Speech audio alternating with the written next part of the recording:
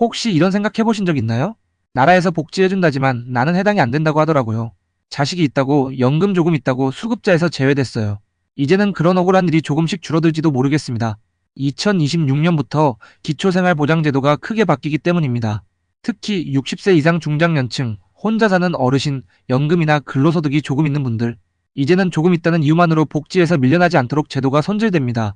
우선 기초생활보장제도가 뭔지부터 간단히 짚고 가볼까요? 이 제도는 말 그대로 생계가 어렵고 기본적인 생활조차 힘든 분들에게 먹고 자고 치료받고 자녀 교육까지 할 수 있도록 국가가 도와주는 제도입니다. 생계급여, 의료급여, 주거급여, 교육급여 이렇게 네 가지로 구성되어 있죠. 그런데 지금까지는 자식이 있거나 아주 적은 재산이나 소득이 있다는 이유로 복지 사각지대에 놓인 분들이 많았습니다. 자식이 있어도 연락이 끊겼다거나 시골집 한 채 외엔 가진 게 없는데도 수급자에서 탈락한 경우들 말이죠.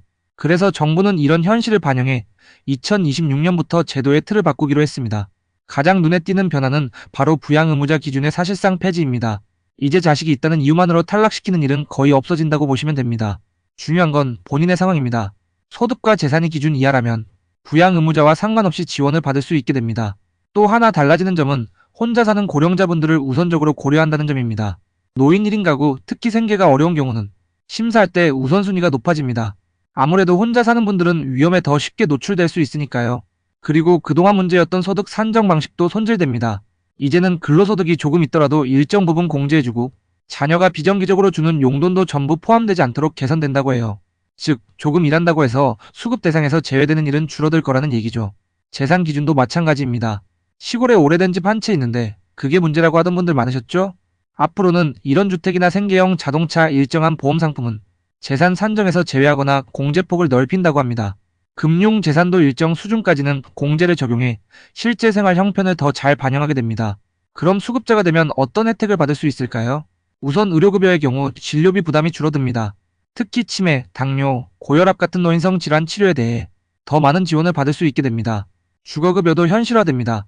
서울이나 수도권처럼 임대료가 높은 지역에 거주하시는 경우 지원 금액이 기존보다 올라갑니다. 자녀가 있는 경우엔 교육급여도 제공되며 조성가정이나 한부모 가정에 대한 보완책도 검토되고 있다고 합니다.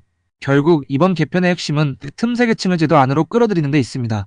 그동안 조금 있다는 이유로 아니면 가족이 있다는 이유로 복지에서 밀려났던 분들이 다시 제도 안으로 들어올 수 있게 되는 겁니다. 1인 가구, 고령자, 은퇴 세대, 비정기 소득자 이제는 대상이 됩니다. 그렇다면 신청은 어떻게 할까요? 가까운 주민센터에 방문하시거나 복지로 누리집에 접속해 온라인으로 신청하시면 됩니다. 신청 후에는 본인의 소득과 재산을 기준으로 자격심사가 이루어지고 수급 가능 여부가 통보됩니다. 가장 중요한 건 내가 해당이 될지 아닐지는 신청을 해봐야 안다는 점입니다. 나는 안 될 거야 하고 그냥 지나치지 마시고 꼭 확인 한번 해보시길 바랍니다. 이번 2026년 개편은 단순히 제도를 바꾸는 걸 넘어 진짜 도움이 필요한 사람을 찾아가기 위한 첫걸음입니다. 가족 없이 혼자 살아가는 어르신, 소득은 없는데 재산이 조금 있다는 이유로 탈락했던 분들, 연금이 조금 있지만 생활비로 빠듯한 분들, 이제는 조금 더 따뜻한 복지의 문을 열 수 있을 겁니다. 혹시 주변에 해당되시는 분이 있다면 꼭 이 영상을 공유해주세요. 우리의 노후가 조금은 더 편안해질 수 있도록 말이죠.